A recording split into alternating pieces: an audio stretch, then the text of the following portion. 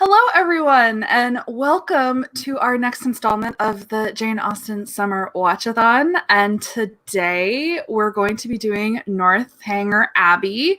I am Alexa Dunn. This is my channel. If you're not familiar, I feel like why would you be here if you aren't familiar? But I'm the author of Brightly Burning, which is a Jane Eyre retelling set in space, and my Austen is The Stars We Steal, which is a persuasion, we'll call it persuasion inspired, and it is also set in space. And I will let my lovely co-hosts introduce themselves and their books as well. Jenica, do you want to start?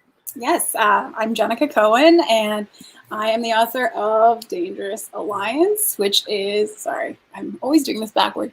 Anyway, Dangerous Alliance, which is a Jane Austen-inspired historical novel about a girl who uses Jane Austen's novels to navigate society.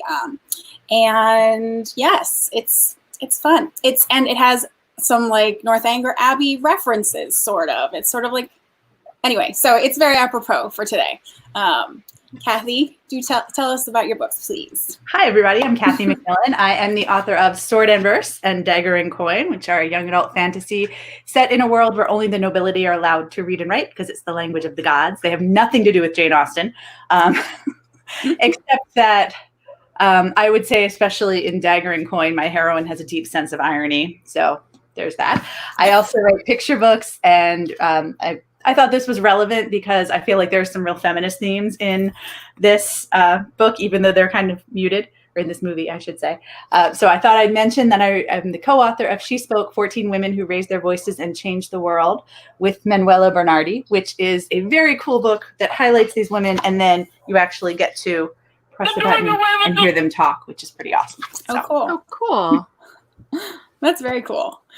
So yeah, I think we should probably just go around, and I think it's interesting that we're doing Northanger Abbey and Persuasion back to back because they were released together in, I believe, 1817, and after Jane Austen had died. So as we talked about last week, Persuasion was her last finished novel, and Northanger Abbey was her very first finished novel, which wasn't published until many years later. Although they sold it, the publishers never decided to put it out in the world, weirdly enough. So, in Northanger, of course, Catherine Morland is I think her youngest heroine at 17. So a YA heroine, in my opinion, to some extent. So yeah, let's see. I feel like Northanger is kind of one of the least appreciated of Austen's novels. I don't know how you guys feel. But maybe it's partly some of the meta stuff, some of the references to novels that most of us modern readers have not actually read. So I don't know how you guys feel about it. I really love Northanger, the novel. It's I think second for me after Pride and Prejudice. So what do you guys think of it?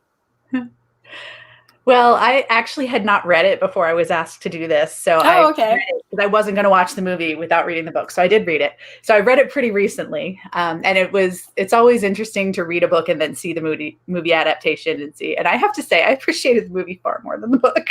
I found the book to be a bit of a slog. And so I can see why it's less. I think you're right. Part of it is some of the references that are in there to these books that people don't really understand. And also, I think a character like Catherine Morland, who is so naive and innocent, and yes, you can bring that across on the page, but I think it's much easier to show that visually. And especially in this movie, the way that they show her, devolving into these flights of fancy and having these dreams, and it was able to bring that sort of her interior world to life in a way that I don't think a book necessarily can do. So it's not knocking the book. I just think that this story maybe was better.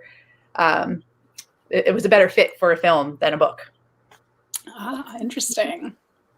Yeah, I guess I'm in between. I have read Northanger Abbey, even so I guess it's more appreciated by me than Mansfield. I guess that's how we're going to put it. Because we all know that I couldn't get through Mansfield. I definitely read Northanger, but I was a teenager.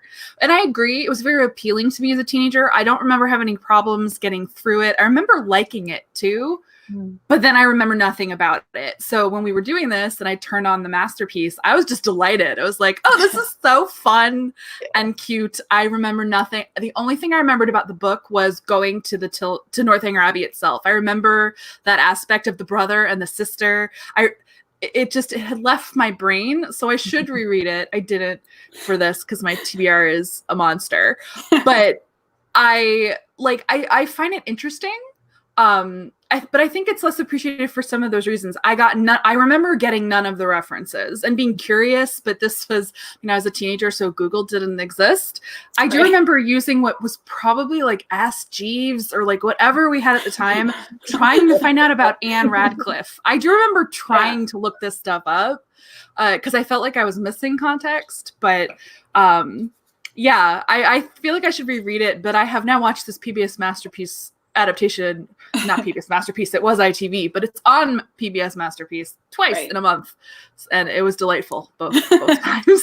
So of the ITVs, I think it's the best one, the 3 that they did at the same time, and we can talk about why or why not if not everyone agrees. But Kathy, I can tell you enjoyed it as much as I did. So yeah, I really enjoyed it. I watched it twice as well. Yeah, I also like the visuals where I was like, enjoy it just because I found the book to be kind of a slog, but I really did enjoy it a lot.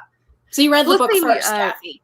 Yes, I'm not going to watch the movie. When I'm committed, I'm not going to watch the movie without reading the books first. Okay. I wanted to ask the audience, like, if anyone has not read if they've watched the movie but not read the book, because I feel like that might be the case for a lot of people with this one, because it's not her most popular. Yeah. So if anyone has, like, I see that some people like it, but some people haven't heard of it, so that's interesting. Yeah. Yes. Agree. Yeah. Go ahead. I definitely thought Felicity Jones was excellent. Oh yeah. She felt like she's just a great actress. I think that's one of the reasons it really works. And then of course JJ Feild, who I just love. But she felt like a teenager. I understood her character, and like the cutaway fantasy sequences really worked for me, even though they were hammy. And I know that, like, Jenica, you're doing that smile. I know you have a note about Andrew Davies liking to add sex to things, and so we can talk about that. Okay, because he does. That is true. I feel like this one particularly is where I started to get that feeling that he really liked injecting sex into Austen adaptations. And I think because of all these scenes with Katharine having fantasies of like being in the bathtub, and like, there's a lot of stuff that I think they were trying to like telegraph as Gothic, but it's not in the book. So it's sort of, for me, when I first saw it, I was like, what is this? I get the idea of it, and I get the point is to probably to dramatize what's going on in her brain. So like in that respect, I get it, but it's like, it's a little bit of a disconnect for me just because I love the book. But like, if someone doesn't enjoy the book that much, like, I can see why it would work for them, But I kind of looked at it as, if Jane Austen were writing this book today, that stuff probably would have been in there. I feel like a lot of that was sort of, she couldn't write that, but it was sort of implied. It was sort of behind the scenes, like the fact that, we see Isabella waking up after having sex, which is totally not in the book. It's just all kind of under the surface. Right. I specifically. So none of that bothered me because it just felt like it was dramatizing what was below the surface already. Yeah. It's the modern language of film as well, which is just something that you can do in a screenplay that you either can't in a novel or didn't at the time, because dramatic conventions have changed. Absolutely correct. It might be in the novel now. Although even I'm thinking like fantasy sequences in novels are like, they usually don't work. Like, it's really something that only works in a movie, in my opinion. I don't know. Yeah, I think we're always kind of told that dream sequences are a little trite to put in our books, and like, I think I might have one, and I think originally I had like in I have one as well. Yeah, okay. I had like a bunch. I had cut them all back because of feedback. And I was like, yeah, do I really need them? Are they actually necessary? And they weren't. So, but I think I kept one maybe, like you, Alexa. Yeah, I don't know. It's interesting. Yeah. Each of my retellings, they each have one. Oh gosh, no, my thriller does too. Mine are always nightmares. They're not like fantasy dreams. They're like waking from nightmare is something that I do. That's what and I that's have. That's just a dramatic device, which is its own kind of trophy thing. But I mean, we can talk about, I mean, I think it's interesting, all the scenes that were added, because they, you know, they did help with the dramatization of it, I feel. But some of them, I don't know, I guess, I don't know how I personally feel about some of them, like the fantasies, like the, what's the other, or the one that you just talked about, Kathy, about Isabella waking up after having an actual affair with Captain Tilney. Yeah, and so I went back to the book, and because I was like, okay, I want to see how it's actually handled in the novel, and you could infer that. You know, I can see how they inferred that and made that, because it's not covered. It's like, it's only covered in 2 letters. It's covered in a letter from Catherine's brother to her, and then it's covered in another letter from Isabella to Katharine. And so, like, really, you just kind of you can read underneath the lines, I suppose, and get that from it. Some of the things Eleanor says about, and Henry both say about their brother too. Right. Yeah, no, I mean, they do say some things that are not so good about the guy, but I don't know that he's like as big a villain as he is in this adaptation. Like, they made him very unlikable, obviously. True. But he was such a fun villain. I messaged you earlier today as I was rewatching, and I was like, oh god, he's the worst. Captain Tilney. Because I was watching that scene, actually, I was like, he is just cold and savage. Yeah. Even though she's a ridiculous character, I felt awful for her. And I mean, maybe that's why the scene is there, but maybe it's there because Andrew Davies does like to add sex scenes to these movies. So who knows? Yeah, I don't know. I don't know what the answer is, but I feel like it could be either or both. Quite honestly. Yeah. Yeah. But I mean, think about it. He wrote this and Sense and Sensibility, which also added a pointless sex scene around the same time. So maybe it's right. Yeah. So, I mean, it's interesting. Oh no, now I'm like thinking, like, is he gonna get Me Too'd? I feel like this is like a thing that he likes to do because they're both underage girls. Oh no. I hope I don't speak that into the reality. But it did just, like, it's legit in both cases. Very young girls being seduced by rakes. But that's also just an Austen thing. It's just implied. Right. Yeah. It's definitely in the books. It's just not talked about. Makes me wonder if that much. Because in 95, it makes me wonder if he tried to add a scene with Lydia and got shut down because it was 1995. Well, there is one scene where, like, she's in the bedroom with Wickham, right? And it's clear that they, like, had sex, but, you know. But it's 1995, so she has clothing on. Yeah, so. yeah. That's right. Pardon my random brush tail cat. We love cattails. I might... Sometimes mine come for this show and sometimes not. This is their prime closet nap time, so it just depends on how the cats feel. But they have interrupted shows before, so I think Teddy was in the last You're in one. good company. And mine are also fluffy but ginger. So, so what about? I think we should talk about Henry Tilney, because I think it cracks me up when Mrs. Allen's like, oh, but he understands muslin so well, which is, I mean, it's in the book, and, you know, it's just kind of hilarious that he does talk about clothes and muslin and, like, the price of fabric. The fabric. Yeah. But I don't know. He reads novels too. Exactly. Like, yeah. No. I'm sensitive gentleman who understands things that usually only women would understand. Right. Yeah. He's not the typical hero at all for a novel from this time period. Who are you? Go ahead. I love this comment. Yes, no, I agree. I'm one of those people who agrees with that, because I feel like he's way more modern and has, like, much more of a, like, sensibility that we would understand. And like, you know, not that he's perfect, because he's not, but he has this, you know, like, he's almost like a modern man, I suppose, you know, who's not an alpha male and doesn't have to be telling the heroine she's stupid all the time, or like just doesn't, you know, or can't talk about his feelings at all. You know, it's a totally different thing than most of her heroes. When they first meet him, and they've been talking, and then clearly they're distressed because they haven't been introduced properly. So he goes and gets the master of ceremonies, and he clearly thinks it's kind of ridiculous, but he does it anyway because it makes him more comfortable. And it's pretty cool. I think I would date Mr. Tilney in real life. Yeah, I agree. Yeah. In general, the heroes of hate to love stories, you wouldn't actually want to date them. You want to date the nicer guys. So I would agree with that. I would marry Mr. Tilney. So. I mean, it's for the same reason I also favor Wentworth to several other Austen heroes, though he had no hobbies or interests, which is a bit of a concern, but I digress.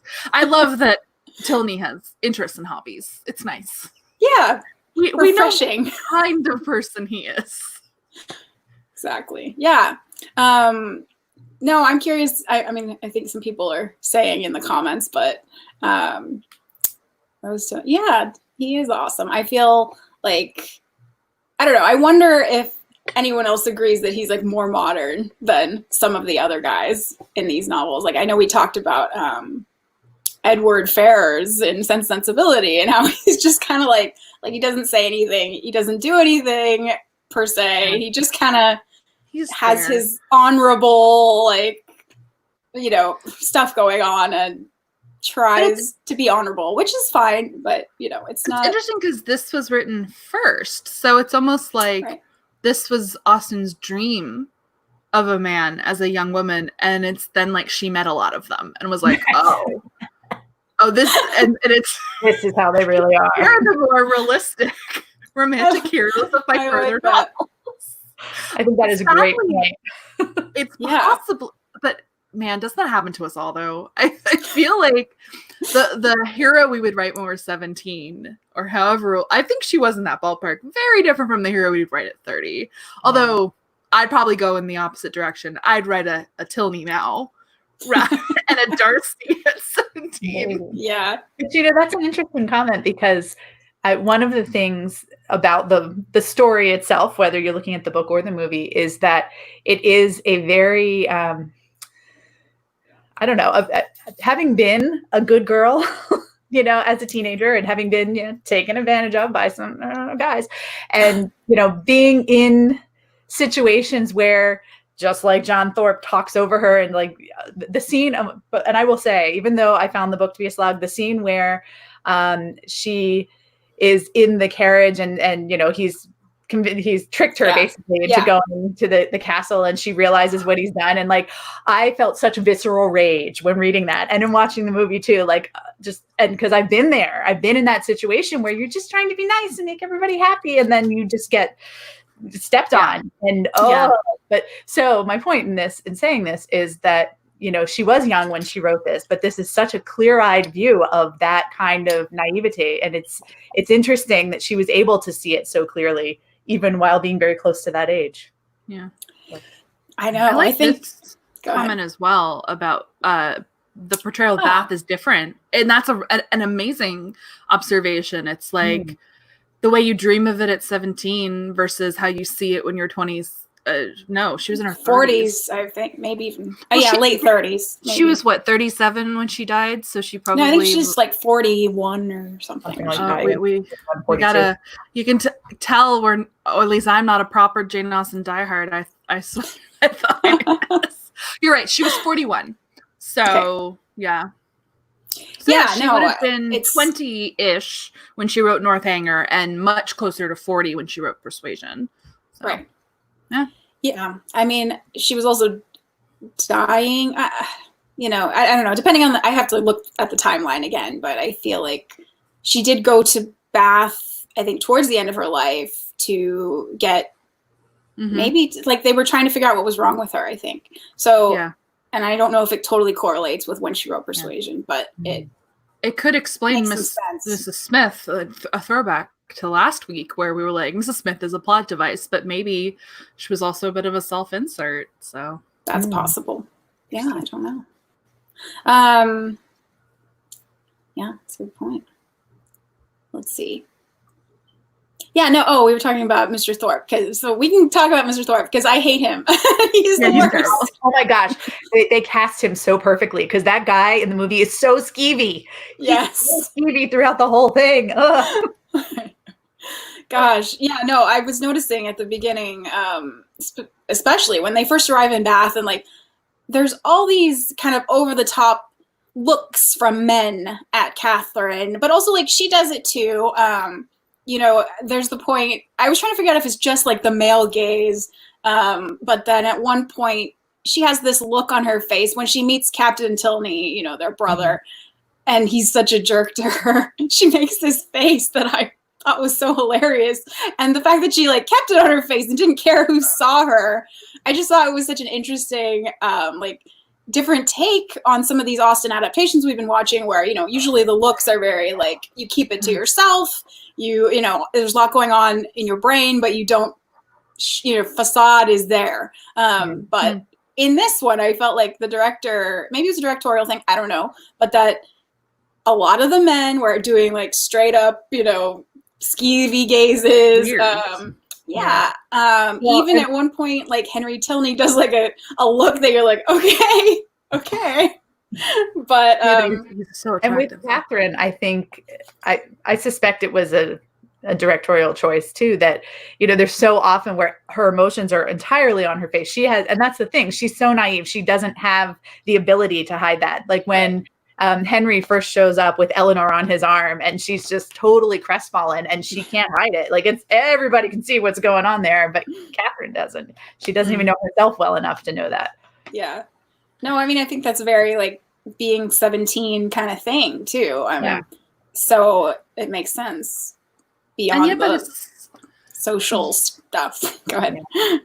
I agree. It was probably a directorial thing, except at the same time, Carey Mulligan, she's playing the game as her character. Meaning she's holding her cards close to her vest while clearly being scheming and manipulative. So maybe it was a direction specific, well, or maybe she just made her own choice. That I thought her acting was great. This is before she kind of blew up as an actress. Like she nailed that character. I was like, I don't trust you, but you seem so cute and nice, but I don't trust you. I like that a lot. Yeah, no, I thought she did a good job. And that's, I mean, it's interesting too, because you do feel bad for her at the end. She made some poor choices. Oh, but God, when she's complaining about how she can't live on $400 a year and has to wait 2 years, I want to slap her in her face. For me, I don't care for me. Yeah. It's for him I'm worried. You know I don't care about money. Right. God.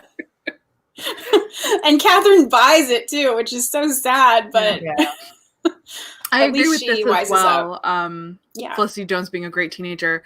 I'd say overall, the 3 ITVs, though, it's very clear, even with the individual directors, that they purposefully made them more modern than they should have been. Because in this one, it's like you're right. There's a lot of leering.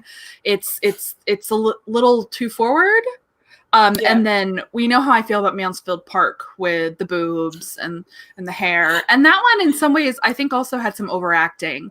Haley Atwell was so obvious that she was evil on a level that made no sense. And then Persuasion, we talked about Sally Hawkins and some of her acting was choices as well. So I think all 3 of them were like, don't be period, like this is for modern audiences who maybe don't like stuffy historicals. So I think they all have that flaw.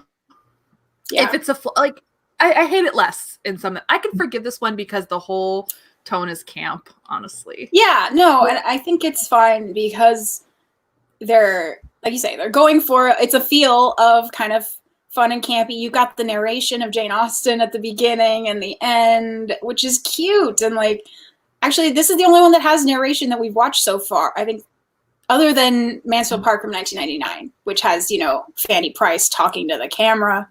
This is the only one that has like Austen's narration over it, which I think works. Yeah. Yeah, I think because of the way the story as written already has a certain narrative distance from Katharine, and without that introducing it, it wouldn't really make sense. You had to have that sort of contextual setup at the beginning and the end. Although, can we talk about how the ending is just like, okay, they're happy now, bye. Yes.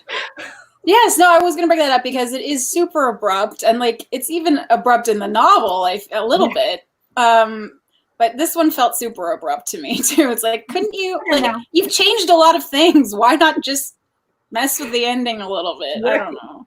Especially because Mansfield gave us a wedding with a sparkle dress, so they're clearly capable of changing the ending. Yes. And what Persuasion, we got the gift house, like, right. So I think Andrew Davies either ran out of steam or they ran out of money and time and didn't film a proper ending. I don't know.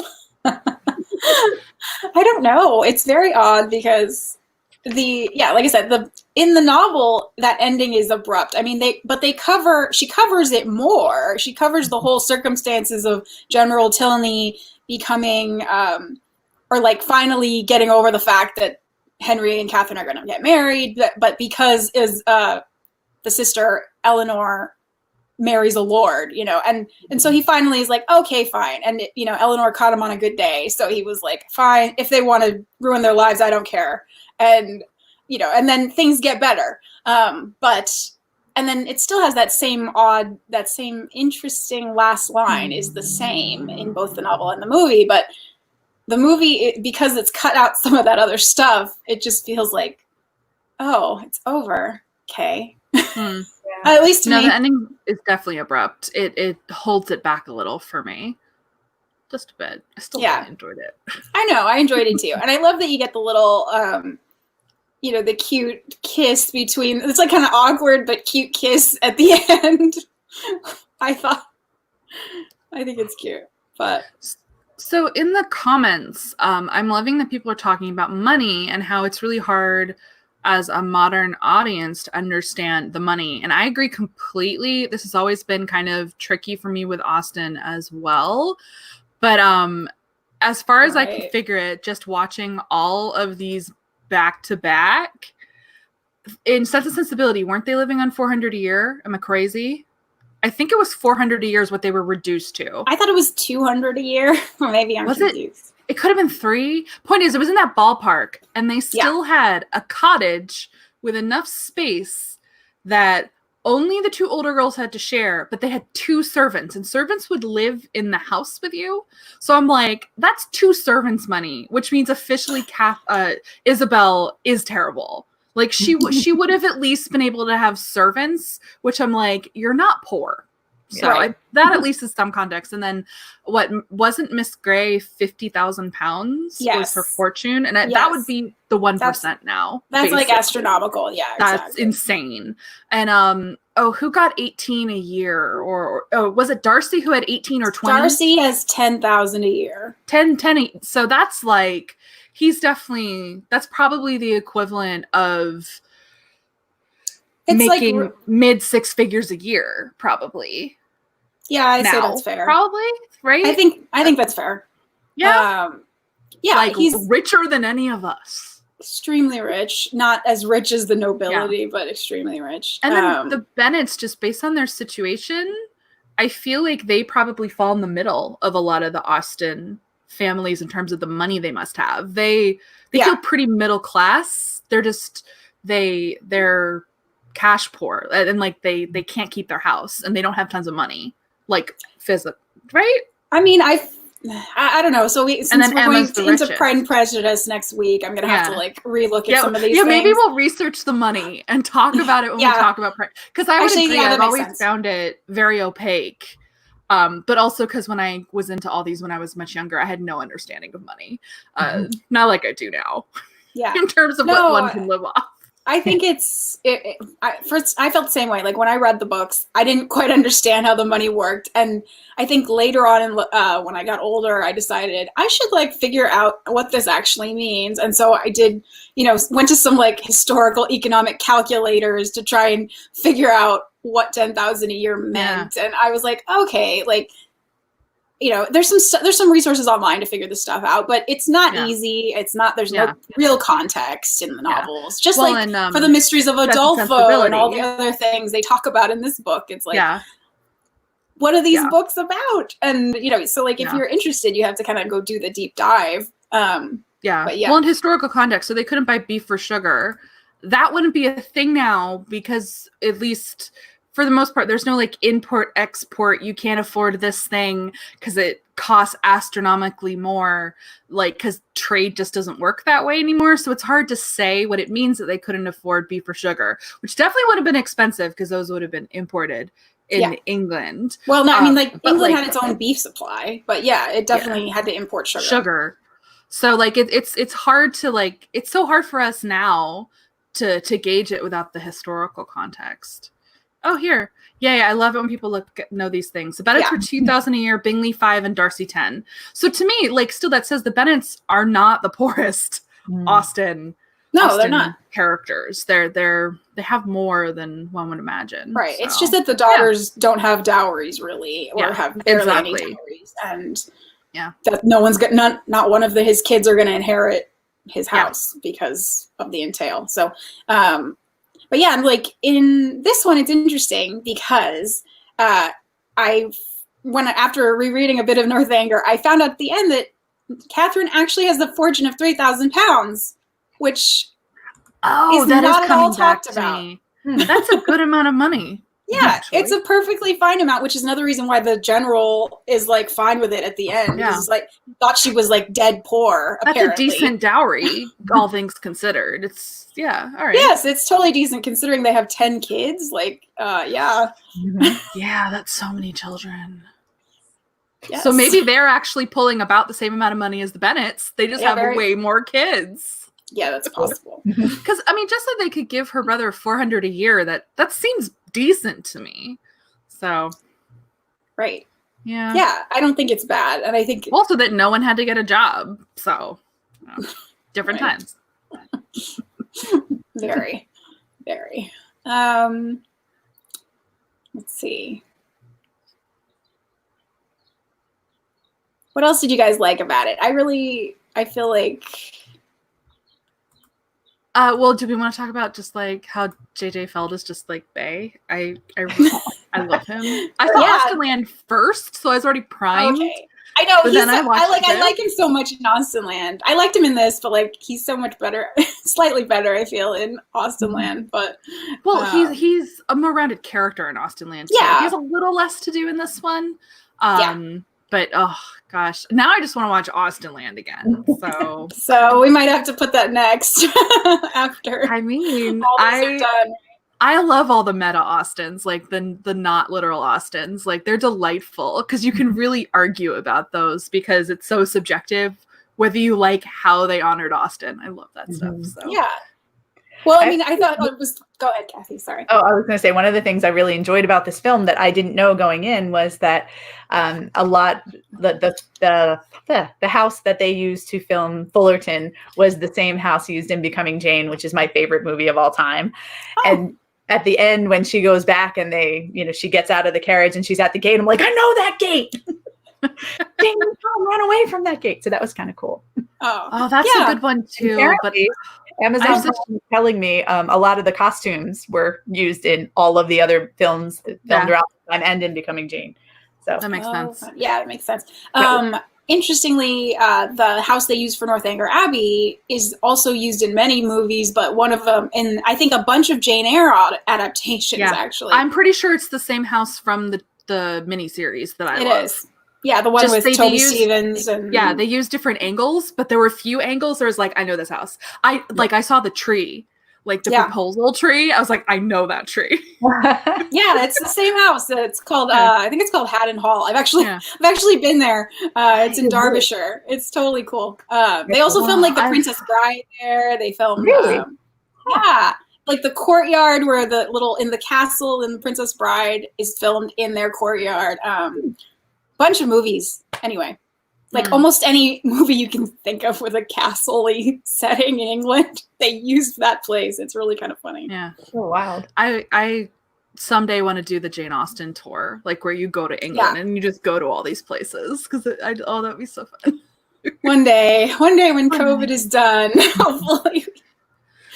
Right? Anyway, we don't have to talk about COVID. Anyway, Oh, so I do have a COVID-related observation. The scene when they first get to the upper rooms and it's so crowded and they're pushing their way through, that like gave me hives. The context feels so different now. Yes. Yeah, no, I agree. Oof. Well, and also it's just like, can you imagine these rooms where there's hundreds of people who probably, or dozens or hundreds, I don't know, people who don't probably shower that often. They don't shower, as we know. They take baths, but how often is debatable, right? Like, can't be fun.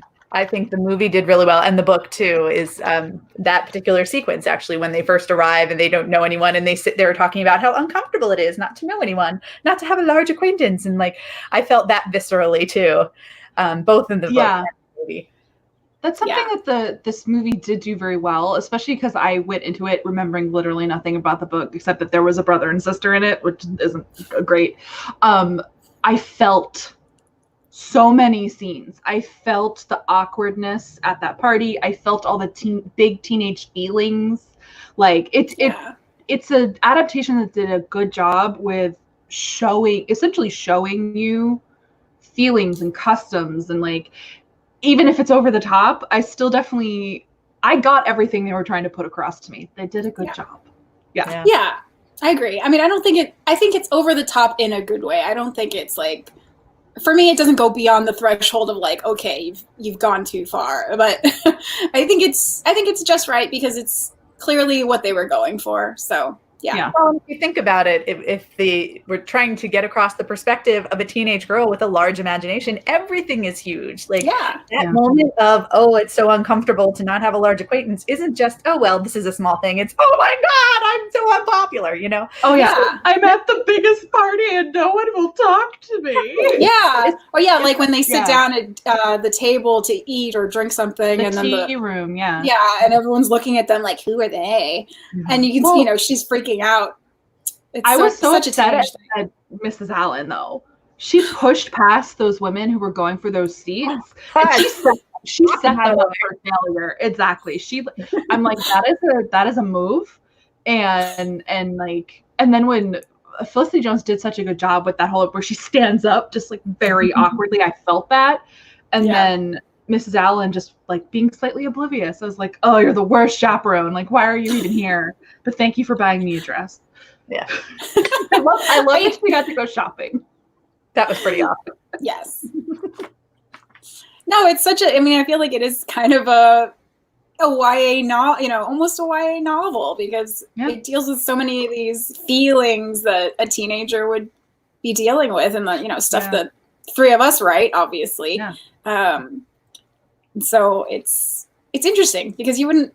Yeah. I mean, a lot of Austen heroines are young, but obviously Katharine's the youngest, and obviously she's dealing with her arc. She's super naive. She's like the almost, she's like the most naive and like most trusting, almost. I think. Mm-hmm. I mean, we could argue this, but she's certainly one of the most naive girls that Austen did. So, well, and again, fuzzy on the novel, which I know is my weakness. But in the movie, at least, she doesn't feel the same as some Austen heroines in the sense that she's not gone to Bath like Isabella has, husband hunting, and like that kind of very adultness of like, I don't have a fortune, I need to take care of myself. And I think that helps make her feel more teenage and YA to us, because that's not her kind of intention or arc. Her growth arc is very like learning to see the world for the way it is and not let flights of fancy lead me astray. That is so, finding your place in the world is so YA. Yeah.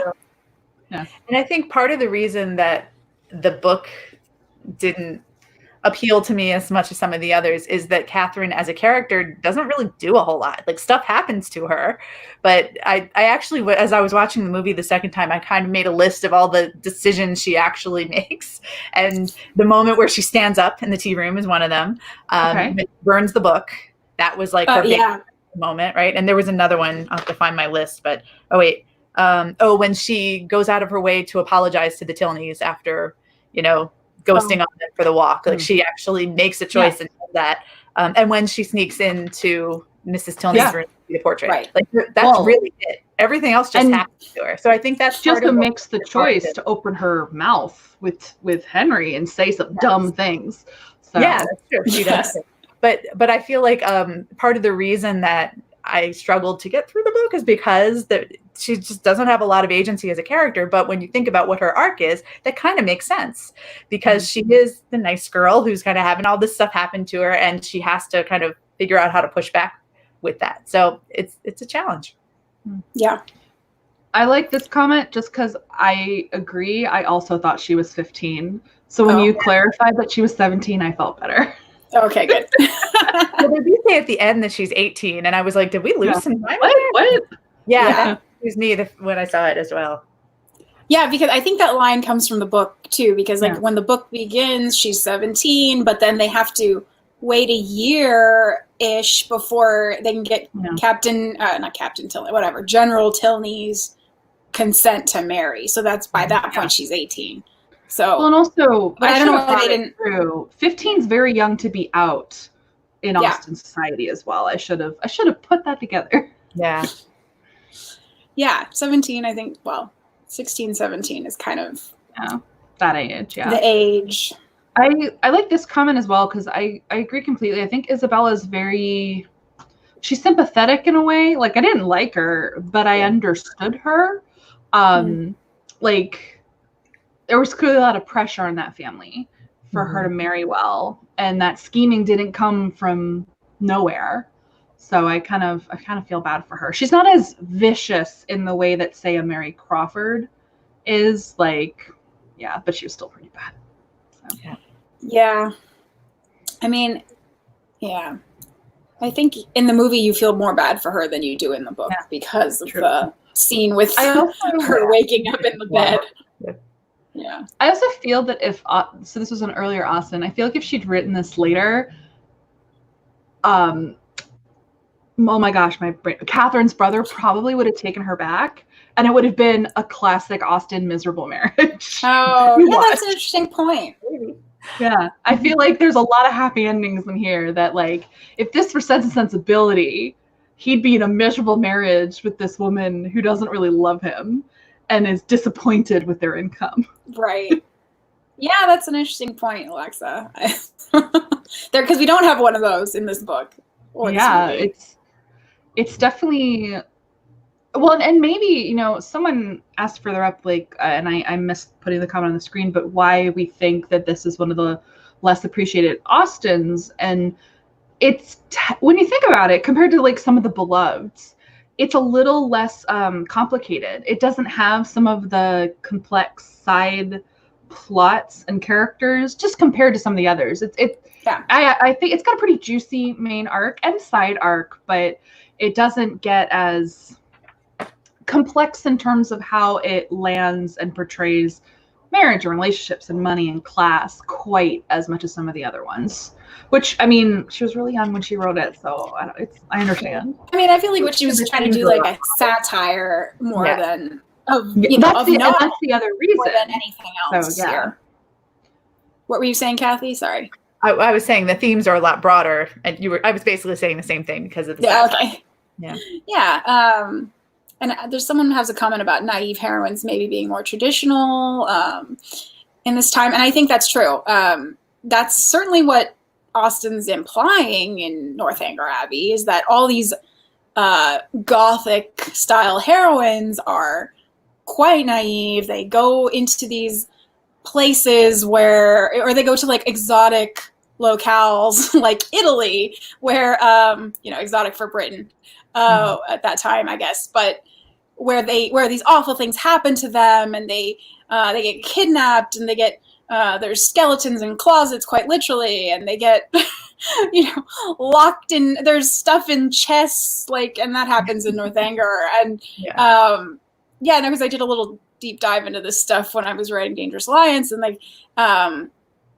the heroines were very like they don't have a lot of agency. So I think what she was trying to do here was kind of do a parody of that and she starts off by saying, like, no one would think that Catherine Morland was a heroine. She didn't have this trait, that trait, that trait, that trait, but she's the heroine of this story, you know, basically.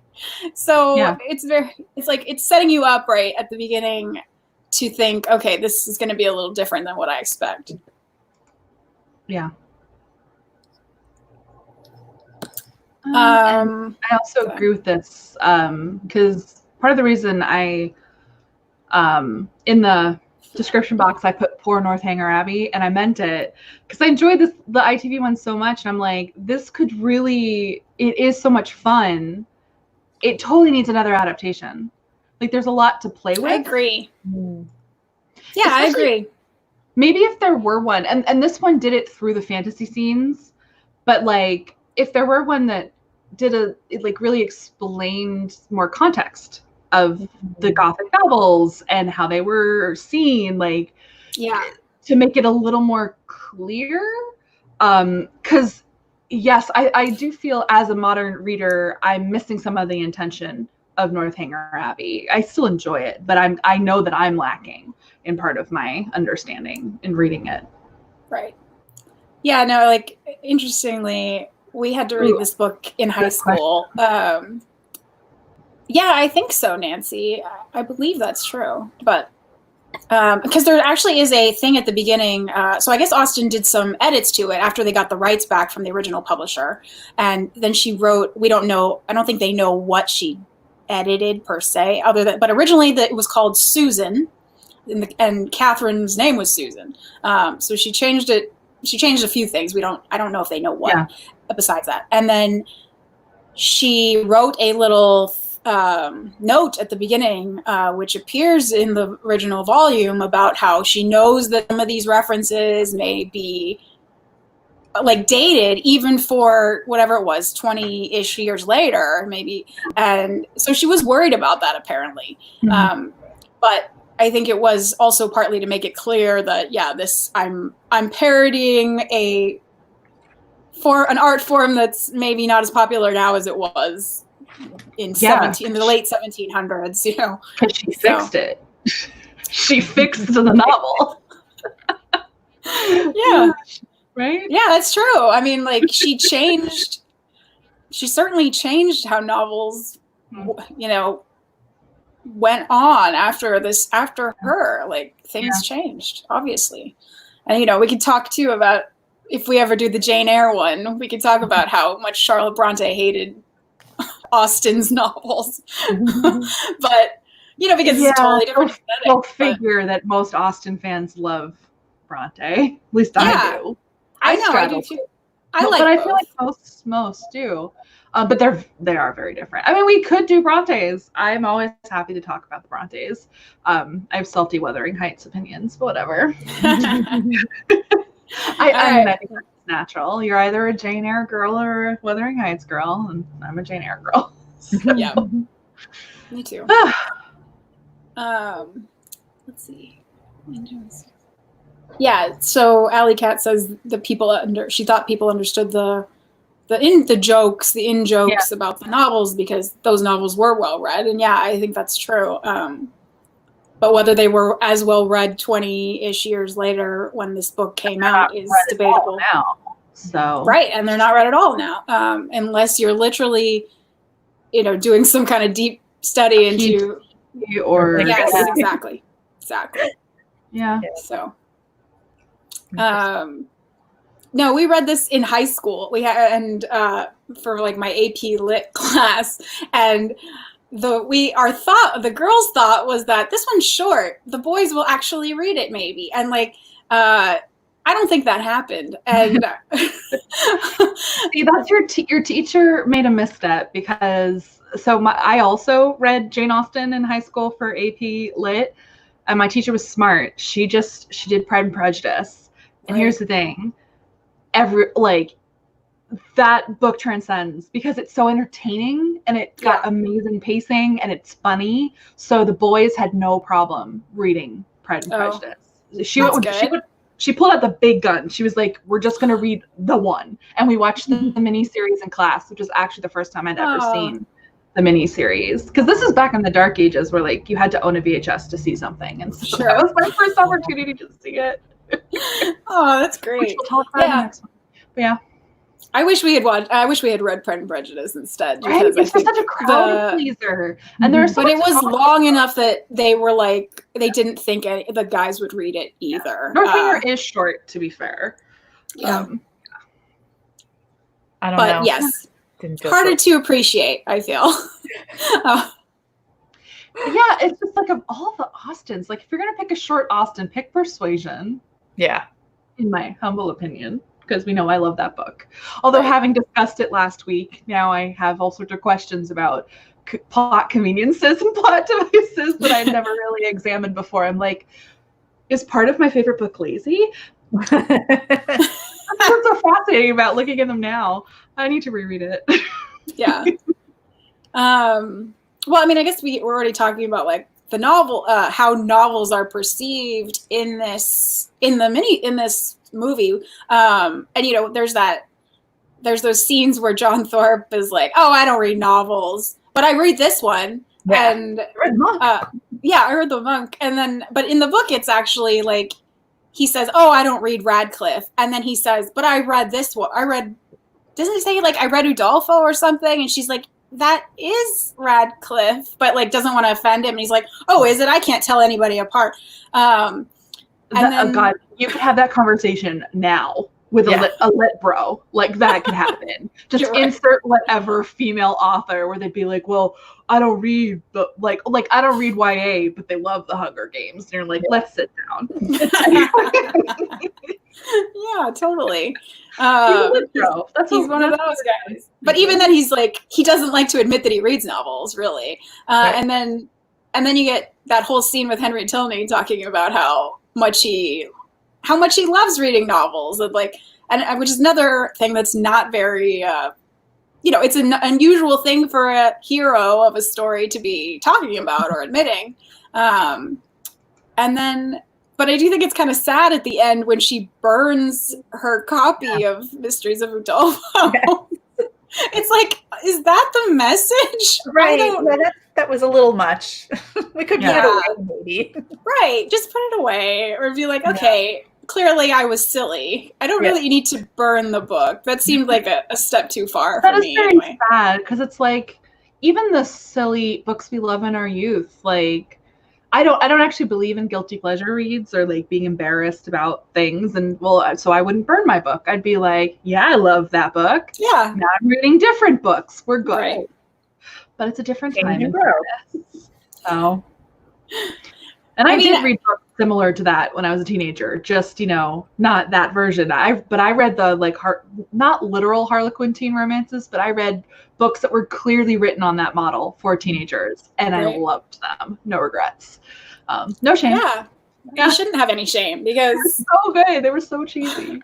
I mean, I used to read like Sweet Valley High, Sweet Valley, whatever. Yeah, and those were guilty pleasure. I don't know. I was never embarrassed by them though. I just was like, I like them. It's not a big deal. Oh man. Can I tell you the very first piece of writing I ever got paid for was a piece. It was, I'm dating myself, but when I was in library school, I did a paper on the movie Titanic, which was huge at that time. I had feelings about the movie Titanic. We could also do a live stream on that. Oh my gosh. So I was obsessed with Titanic, but I wrote a paper on how it fit into the tearjerker teen romance genre. And my professor said, hey, send this to Voya. And I did. And so it was the first thing I ever got paid for my writing, which was really cool. But that was my guilty pleasure, that Lurleen McDaniel and like those tearjerkers. Yeah, there was one I remember, like just the this is what YA was at the time, didn't have that label. There was like one about a girl with terminal cancer, and like she was in love, and there was one with a pregnant teenager. Like, was that kind of style of like this tragic thing that happens to this girl who did the of course they were always punishing girls in those stories for doing the wrong thing, but whatever. Right. Yeah, good times. Yeah, we've come a long way. We have. And I have to say, I didn't show you my shirt at the beginning, but I was inspired because of how I felt about John Thorpe, especially in this movie, and how he kept like steamrolling Katharine. I had to wear my "Ask Me About My Feminist Agenda" shirt. Nice. Even though this movie and this book it's very much showing how the good girl gets steamrolled, but it's also Austen's commentary on that. And I thought it was very cutting, actually. So I appreciate it. Yeah. Oh, and I'm an ancient human, so no, I'm way older than that. This is a book from the 90s. It was, oh God, I have to remember what it is.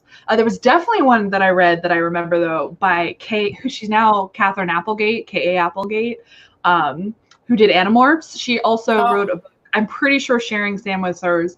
A girl's friend is dying of terminal cancer, so she convinces her love interest to court her friend so she can die happy, and then he actually falls in love with her. I read that book more than once. It was, and now I think of it, I'm like, this is horrible. Thank you. Yeah, like when you think about that premise. Was it If I Should Die Before I Wake?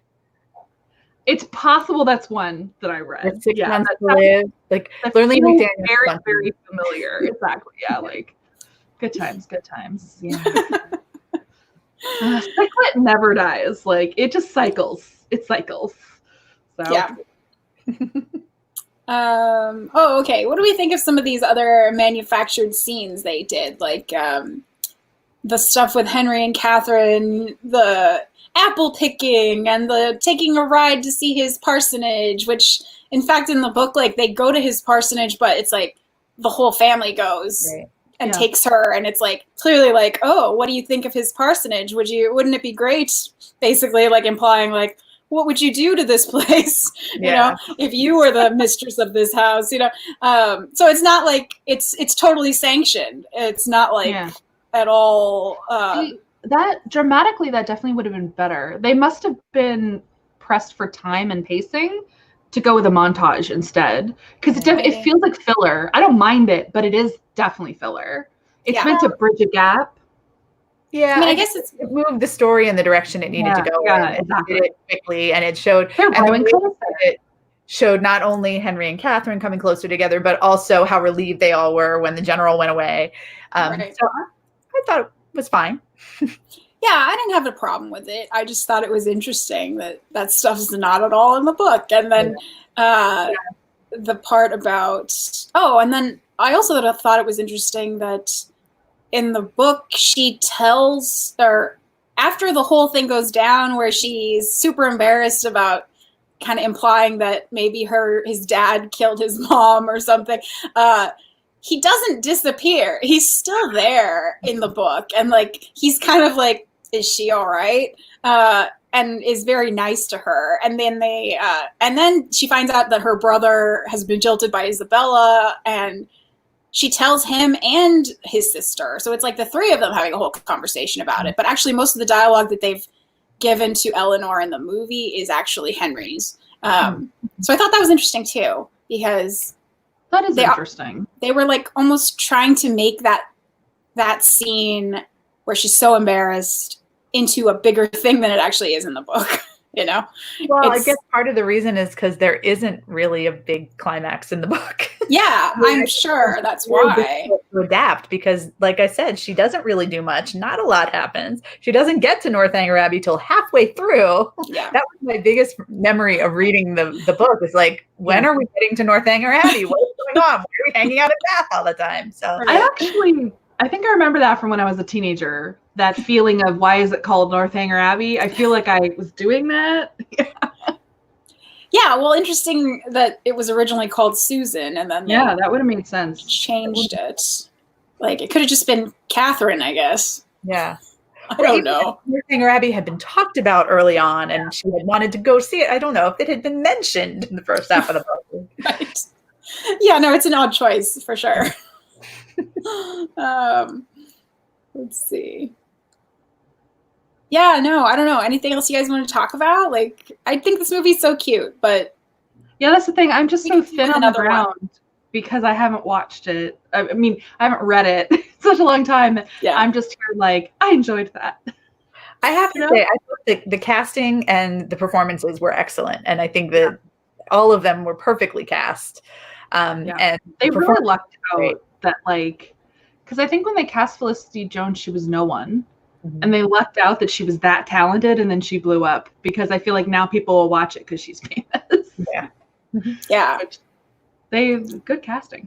Yeah, and Carrie, and yeah, it had very good casting, and then.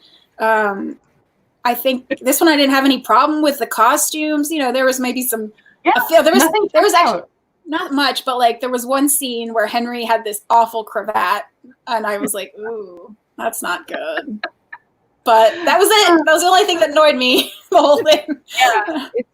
I don't think Jacqueline's in the chat, and it's the one where she doesn't need to be because the costumes were not offensive for once. I think we've had strong feelings on every single one except for this one. So.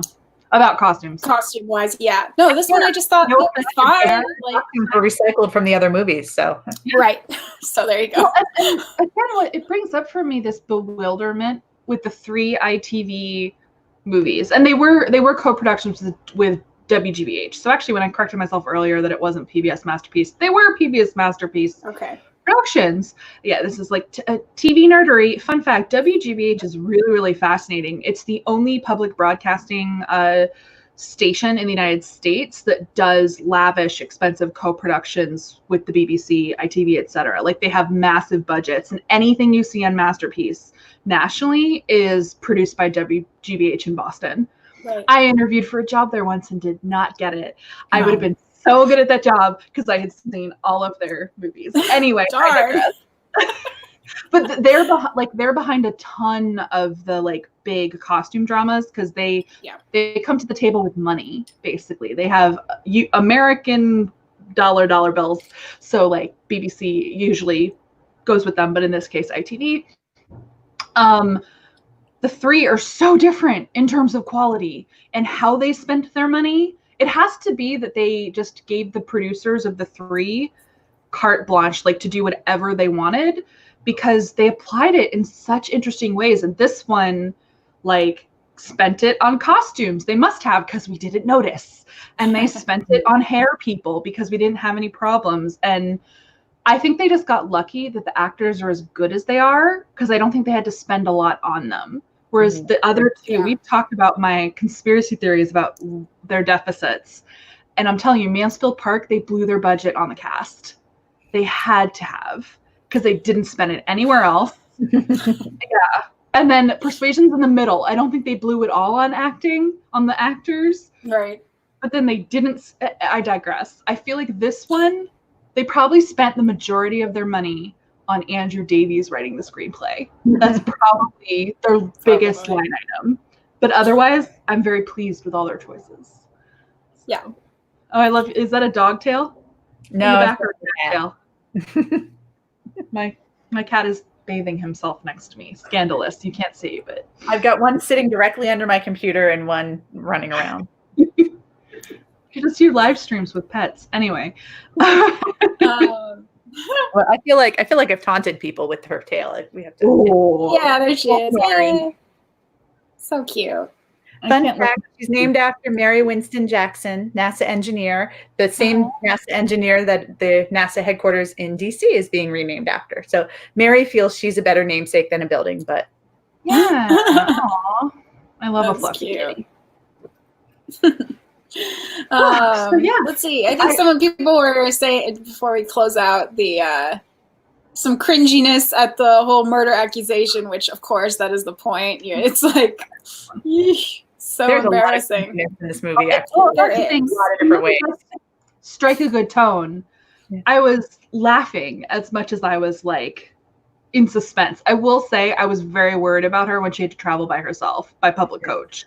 Yes. So this is interesting too, because I took that note down, Alexa, because I was like, oh, the realities of it all. And then in the book, I went looking for it. And in the book, it's very much like it didn't bother, like she wasn't bothered by that. She was just more worried about the whole like situation, not worried about her physical person or I'm worried about her physical person. I mean, like yes, but there's none of that like weirdness like, oh, here's those creepy men in the when she's waiting for the public stage and this and that, like that's not in the book. So again, I feel like that's one of their like little Gothic embellishments that they were trying to do, which isn't a problem because, reality does have a place in these things for sure. But yeah, anyway, not something she focuses on in the book or particularly cares about. So interesting. Yeah. But I think which may be part of the point, because if it had happened at the beginning of the book, you better believe she would have focused on it and had Gothic dreams about it. So that's true. The fact that at the end, it's like, okay, I'll do that. And that's the least of her concerns, shows her character. Actually, very good point. Character growth. Okay, I still was very concerned for her safety. Yes. Her mother doesn't seem very concerned at the end either. She's like, oh, well, it's fine. I'm done. I guess when you have 10 children, it's like, is there blood? No. Okay, you're fine. Yeah, I guess so. It's interesting. I feel like that. But actually, I did so ungentlemanly sending her to the public. Like that is. Oh yeah, it's off. That's just mean and like, totally ungentlemanly. You're right. Not at all cool. And obviously, yes, his father. He's not a good dad. He's a bad father. Again, very good casting. The actor. Yeah. Very good at that. Good at being creepy. Oh, that's also interesting, before I forget, the fact that they bring up at the very beginning that the general's only motive is money, which is something I don't think you find out in the book until the end. It's sort of revealed that that's why he threw her out of the house. Because he thought she had this fortune. But in the movie, they have that, they show that scene between him and Mr. Thorpe talking about her money. Very clear. Yeah. Yeah. I was still scandalized, however, by the revelation. They got me. I was like, how dare she has to leave right now? Excuse me? Yeah. Yeah, no. Anyway, no, I think they did a good job overall.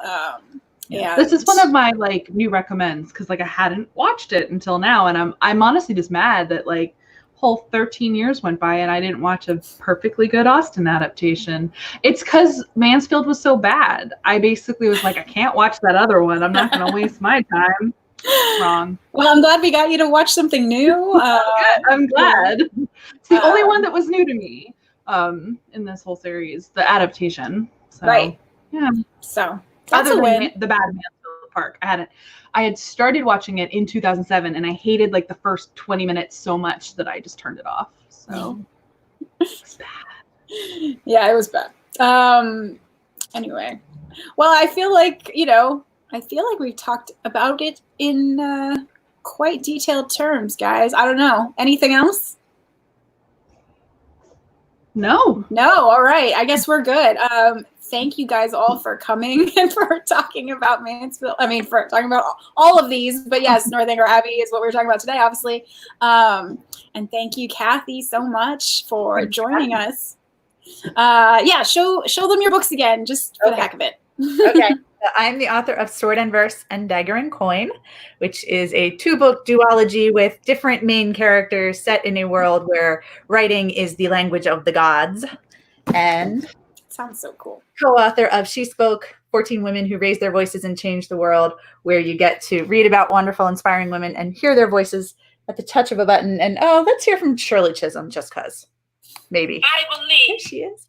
That we are smart enough to correct our mistakes. I believe we are intelligent enough to recognize the talent, energy, and dedication which all Americans, including women and minorities, have to offer. Little feminism to end our... Yeah, that's great. Thank you. Cool. That's such a cool book. Yeah, so we are almost done with our little Austen Watchathon. Yes. Of the faithful historical Austen adaptations. We kind of segmented it on purpose. Like, this series is like all of the literal adaptations. Yes, we're doing the literal ones first, and then potentially we'll do some other ones afterwards. I would like to ask that if you do Becoming Jane, please let me do it, because I've seen that movie roughly 87 times. Okay. Okay. Yeah. You've called it.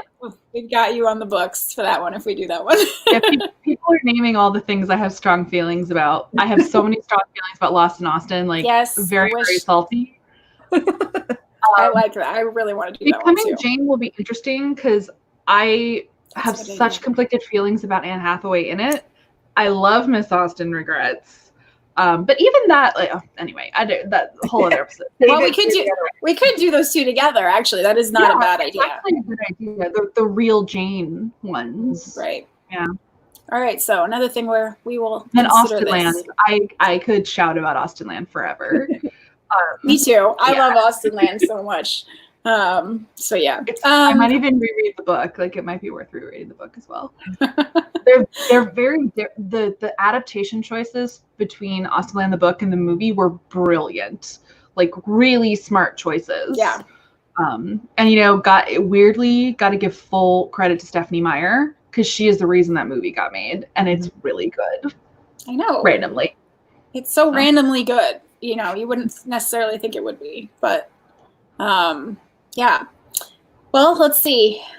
Yeah, agree. I mean, yeah. Well, Midnight in Austenland is actually based on Northanger Abbey, so that's interesting. Well, it's based on Northanger Abbey, but has weird Jane Eyre vibes too. Yeah. It was a whole thing. And actually, I know this is not a stream about Austenland, but like, my thing with the books is that the main character you follow, the changes they made to her in the movie were so effective. I didn't love her character as much in the books, and you follow her basically. Is she in the second one, or is she not? I thought she was in the second one. Anyway, I don't remember. Either way, I remember the vibe feeling off. Anyway. Yeah. I'd have to go back and look. So if we do that one. Anyway. So yes, next, guys, is Pride and Prejudice, because that is the only one left, obviously. And we are going to do the entire miniseries from 1995, as well as the Keira Knightley version. So it is what? Heated. Yes. We have to. It is heated. Yes. How people feel about the two. Yes. Right, exactly. It is the big debate in Austen world, almost, or one of them anyway. So yes, we're doing all that. So you have like a couple weeks to watch them all, because obviously we know it's long, and also 4th of July is coming up, so we wanted to give everyone some extra time. And yes, so we're going to be doing that the week after 4th of July, right, Alexa? Do we have the 11th? I don't know.